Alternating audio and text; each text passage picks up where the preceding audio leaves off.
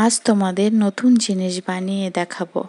3 piece tilapia মাছ নিয়েছি, দেশি tilapia, ভালো করে পরিষ্কার করে কেটে ধুয়ে জল ঝরিয়ে রেখেছি।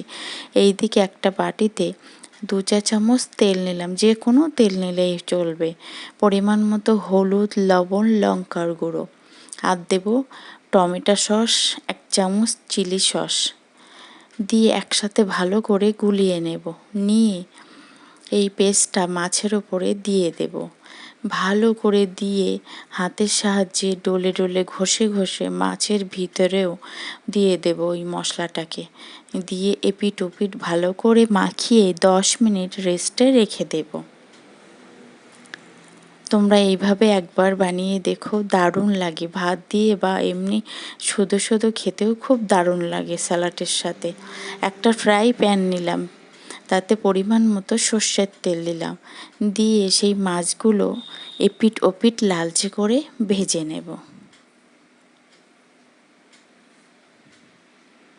এক পিঠ একটু লাল হয়ে গেলে অন্য পিঠ উল্টে দেব, আবার একটু ঢেকে নেব। মাছটা নরমও হবে, আবার ভাজা ভাজা হবে, খেতেও দারুণ টেস্টি হবে। আর সাথে 2টো শুকনো লঙ্কা ভেজে নেব। নিয়ে মাছগুলো প্লেটে তুলে নেব। এবার একটু পেঁয়াজ কেটে নেব রিং রিং করে স্যালাড হিসাবে, সাথে নেব 2টো কাঁচা লঙ্কা আর নেব লেবু। মাছের উপরে এবার একটু লেবুর রস ছড়িয়ে দেব।